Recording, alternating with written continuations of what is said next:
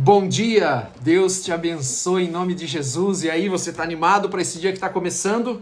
Amém? Glória a Deus, na presença do Senhor. Este é o dia que o Senhor fez, nele nos alegraremos, por isso nós estamos animados. Amém? Porque o Senhor, Ele é conosco, Ele está conosco, Ele nos abençoa, Ele envia o ministério dos seus anjos a nosso favor para cuidar de nós. Até eu estava falando com uma irmã essa semana, quando foi? Na segunda-feira, eu estava falando com uma irmã e a irmã contou para mim que ela tomou um escorregão no alto da escada. E ela disse que sentiu como se uma mão segurasse ela. E ela não desceu até lá embaixo. E ela então estava louvando a Deus por isso. Ela disse que sentiu como se uma mão segurasse a sua mão. E ela parou imediatamente. E não continuou, o percurso de queda. Glória a Deus. Glória a Deus por isso. E eu quero convidar você, nesta manhã, abrir a sua Bíblia ali no capítulo 4 do Evangelho de Lucas, E que Deus te abençoe. Você que tem nos acompanhado, que é aqui do Brasil, que é de fora, que Deus te abençoe muito em nome de Jesus. Você que tem colocado o teu pedido de oração, nós estamos orando por eles todos os dias. Não desista, não deixe de colocar o teu pedido de oração. Não deixe de orar, porque a palavra de Deus conta aquela história daquela mulher que vai até um juiz iníquo e diz para ele assim: olha, faz justiça pela minha causa. E ele não fazia, mas chega uma hora que ela insistiu tanto que ele fez, que ele então disse assim: eu vou resolver para essa mulher não me incomodar mais. Então, se ele que era iníquo, que era mau, atendeu aquela mulher porque ele ficou cansado, quanto mais Deus que nos ama, quanto mais Deus que te ama, Deus que quer o teu bem, Deus que enviou seu Filho unigênito para morrer a nossa morte, tomar o nosso lugar, para que nós tenhamos vida, para que nós possamos morar com Ele nos céus. Amém? Então descansa o teu coração, em nome de Jesus. Abra a tua Bíblia lá então, e aí você vai dizer: pastor, estamos pulando aquela genealogia do final do capítulo 3 do Evangelho de Lucas. Por que nós estamos pulando? Porque é só uma genealogia, um monte de nome, mas ela é importante. Entenda que essa genealogia é importante, sabia? Porque as profecias diziam que Jesus viria da raiz de Davi, da casa de Davi. E essa genealogia, então, ela prova que Jesus veio de Davi, porque senão ele não seria o Messias prometido. A palavra de Deus não se contradiz. Lembre-se, eu sempre falo isso para você. Então essa genealogia aqui está por um motivo: mostrar que o Messias veio de fato da casa de Davi, comprovando que Jesus era o Messias, nasceu da raiz de Davi. Amém? E no capítulo 4, nós vemos agora Então, o que aconteceu com Jesus? Fazendo aqui uma volta aqui, Voltando um pouquinho. Jesus foi até o João Batista e foi batizado. Quando ele é batizado, vem o Espírito Santo na forma corpórea de uma pomba sobre ele. E agora, o mesmo Espírito Santo, capítulo 4 de Lucas, diz assim: Jesus, cheio do Espírito Santo, voltou do Jordão, onde ele foi batizado por João Batista, e foi guiado pelo mesmo Espírito no deserto. Então Jesus ele foi para o deserto, e nós sabemos que ele ficou lá 40 dias se preparando para o início do ministério, em jejum, em oração, longe de tudo. E eu quero dizer uma coisa para você. Você sabe que tem horas que eu e você precisamos, nos momentos bons e nos momentos ruins, nós precisamos ter um tempo onde nós nos separamos de tudo e temos um lugarzinho onde nós vamos ali orar e buscar o Senhor. Você precisa ter isso na tua casa. Às vezes pode ser tua própria sala, mas é aquele horário que você sabe que ninguém vai te incomodar. Você precisa separar um dia para você fazer o teu jejum. O jejum ele pode ser de várias formas. Algumas pessoas não podem deixar de comer por restrições médicas. Não deixe de comer, mas tire algo que você gosta. E naquele dia se dedique mais à oração. Isso serve para todos, porque jejum não é regime. Então eu preciso me dedicar mais à oração naquele dia, também à leitura da palavra, se for possível, e entregar para o Senhor, para que o Senhor venha transformar as nossas vidas. Então Jesus ele é guiado pelo Espírito Santo, não porque ele precisasse transformar a sua vida, mas para ele se preparar para esse início de ministério, que o ministério de Jesus era um ministério tremendo, mas era um ministério onde ele enfrentou muita oposição. E aqui acontece que durante 40 dias sendo tentado pelo diabo. Então ele ficou 40 dias lá e aí ele foi tentado pelo diabo. Nada comeu naqueles dias. Ao fim, dos quais teve fome. Então, no final dos 40 dias daquele período de jejum, ele então teve fome. Então, preste bem atenção. Se nós trazermos isso para a nossa vida. Aqui não diz que o diabo apareceu para ele quando ele começou o jejum. Quando ele ainda estava, vamos dizer assim, sem fome. Quando ele estava ainda forte, né, disposto. Não. Ele veio naquele momento específico, naquele momento certo. Naquele momento em que ele estaria, em tese, teoricamente, como humano, como o Filho de Deus que veio em carne, mais fraco. Então o inimigo ele sempre vai vir trazendo para as nossas vidas. Lembra que eu sempre falo que nós temos que fazer da palavra prática para nós. O inimigo ele vem no momento que nós estamos passando por um momento de luta, por um momento de fraqueza, por um momento onde nós estamos mais suscetíveis às investidas do inimigo. E é isso que o diabo tentou com Jesus. Não que ele fosse conseguir, mas ele tentou com Jesus. Porque a palavra de Deus diz que Jesus foi tentado em tudo. Assim como nós somos tentados em tudo. Então, veja bem, o inimigo ele não desperdiça bala não, irmão. Presta atenção nisso que eu vou falar para você. Ele conhece o ser humano, ele conhece as ações, as atitudes. Ele sabe da cobiça do ser humano, do egoísmo do ser humano, das suas necessidades. Ele sabe qual é o meu e qual é o teu tendão de Aquiles, ponto fraco. De alguns o ponto fraco é esse, de outros é aquele. Ele sabe, ele observa, ele espera o melhor momento e nós precisamos estar atentos, vigiando. Por isso que eu sempre falo que vigiar não é fácil. Porque vigiar significa você levantar da cama de manhã cedo e estar atento a tudo que você vai fazer, a tudo que você vai falar e o que você está pensando, porque às vezes você está indo por uma linha de pensamento errado e daqui a pouco você vai falar algo que você não deve, porque aquilo está no teu coração, na tua mente. Ou você vai ter uma atitude que não deveria ter, porque você está seguindo os teus pensamentos e os teus pensamentos estão desalinhados à palavra de Deus.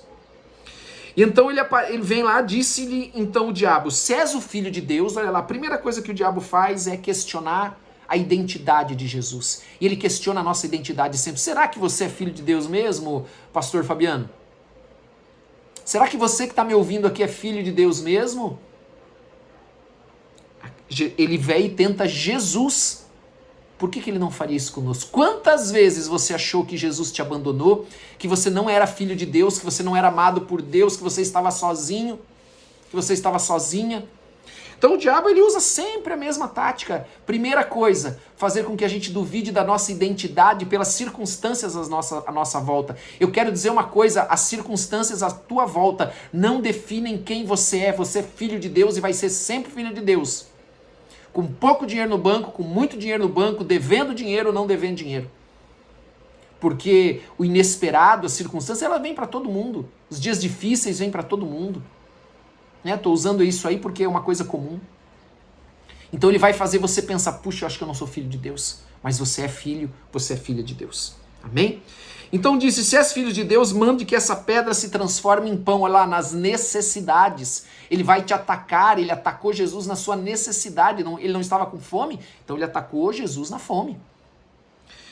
Mas Jesus lhe respondeu, está escrito, não só de pão viverá o homem. Então o diabo ele conhece a Bíblia muito, de frente para trás e trás para frente. Mas então nós precisamos combater o inimigo com a palavra de Deus. Então Jesus diz para ele, não só de pão viverá o homem. E nós conhecemos que a palavra de Deus diz que não só de pão viverá o homem, mas de toda a palavra que sai da boca de Deus. Então as nossas necessidades, elas existem, elas são reais, mas a palavra de Deus também, ela nos sustenta, porque nós precisamos alimentar o nosso corpo, mas nós precisamos alimentar o nosso espírito também. Amém? E elevando-o, mostrou-lhe no momento todos os reinos do mundo. Olha lá, tentando Jesus. Disse-lhe o diabo, dar-te-ei toda esta autoridade, a glória destes reinos, porque ele me foi entregue, dou a quem eu quiser. Portanto, se prostrado me adorares, toda será tua. Mas Jesus lhe respondeu, está escrito, ao Senhor teu Deus adorarás, e só a ele te darás culto. Então Jesus não se prostrou ao diabo e nem se prostrou à tentação de ser o dono dos reinos do mundo. E às vezes nós também somos tentados pelo diabo, não a nos prostrar diante do diabo, porque ele sabe que a gente não é bobo, mas nós somos tentados a nos prostrar diante das situações, nos render nos nossos princípios, na nossa fé, às circunstâncias que vêm diante de nós e nós nos entregarmos. Sabe? Aquele momento onde você sabe que você não pode mentir, mas você fica pensando, eu acho que é melhor eu mentir. Eu acho que se eu não mentir vou ter consequências, então eu vou mentir. Está adorando o diabo, porque ele é o pai da mentira. Está se prostrando diante das circunstâncias, e nós só devemos nos prostrar diante de Deus. Amém? Vamos lá. Então levou a Jerusalém e colocando sobre o pináculo do templo, disse, se és o Filho de Deus. Olha lá. Se és o Filho de Deus. Mais uma vez a sua identidade. Atira-te daqui abaixo, porque está escrito, aos seus anjos ordenará a teu respeito que te guardem. Olha lá, mostrando, falando a própria palavra. Como é importante nós termos discernimento do Espírito Santo. Porque às vezes o inimigo usa a própria palavra, o versículo, o texto, fora do contexto. O texto de uma maneira distorcida, de uma maneira sutil, para que a gente pense, é a palavra de Deus, eu vou fazer isso, mas não é a palavra de Deus. É uma tentação do diabo, mas que o Espírito Santo ele não nos deixa ser enganado. Quando nós andamos com o Espírito Santo, quando nós andamos no Espírito, quando nós andamos na vontade do Senhor, ele não deixa que nós sejamos enganados. Ele vai mostrar, ele vai revelar. E então Jesus diz aqui para ele, se és filho de Deus, atira-te daqui abaixo, tal, no 11. E eles te sustentarão nas suas mãos para não tropeçares em pedra alguma. Respondeu-lhe Jesus, dito está, não tentarás o Senhor teu Deus. Em nome de Jesus, não tentarás o Senhor teu Deus. Passadas que foram as tentações de toda sorte, olha lá, passadas que foram as tentações de toda sorte, apartou-se dele o diabo até momento oportuno. Quando ele viu que Jesus não iria, entregar os betes ali, ele se ausentou para vir tentar Jesus em momento oportuno. E é a mesma tática comigo e com você. Nós aprendemos muito nesse texto sobre as táticas do inimigo. Ele não desperdiça bala, irmão. Ele vai vir no momento em que ele sabe que nós estamos talvez mais fracos, mais abalados, em nome de Jesus. Por isso que o crente, o cristão, eu já disse, o crente não é uma placa, mas é aquele que crê. O cristão, ele deve andar pela fé e no Espírito, ele não pode andar pela sua alma, pelos seus sentimentos, porque a alma do homem, o coração do homem é enganoso. Amém? Versículo 14, para nós terminarmos. Então Jesus, no poder do Espírito Santo, regressou para a Galileia e a sua fama correu por toda a circunvizinhança e ensinava nas sinagogas, sendo glorificado por todos. Amém? Até aqui. Glória a Deus. Espero que essa palavra tenha falado ao teu coração como falou o meu. Em nome de Jesus. Pai, em nome de Jesus, nós queremos te apresentar as nossas vidas nesse dia. Ao que está forte, Deus, fortalece agora. Fortalece, Senhor. Traz revelação. Se alguém foi enganado e entrou por um caminho que não era o teu, Senhor, mostra para que possamos voltar para o teu caminho nesse dia, em nome de Jesus. Para que não sejamos enganados, lesados, passados para trás. Meu Deus, nós não queremos entregar a bênção de Deus nas nossas vidas por qualquer coisa, pelas coisas desse mundo.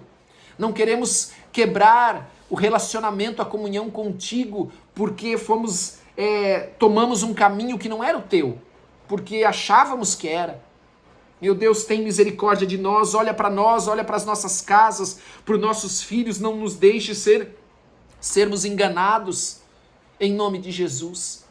Em nome de Jesus, nos abençoa nesta manhã, com toda sorte de bênçãos, fala conosco, enche-nos com teu Espírito, vivifica a tua obra em nós, completa a obra que o Senhor começou nas nossas vidas, em nome de Jesus. Abençoa cada um que está aqui, abençoa a sua casa, abençoa a sua família, com toda sorte de bênçãos. E abençoa o Brasil, é o que nós te pedimos, Senhor. Em nome de Jesus, amém e amém.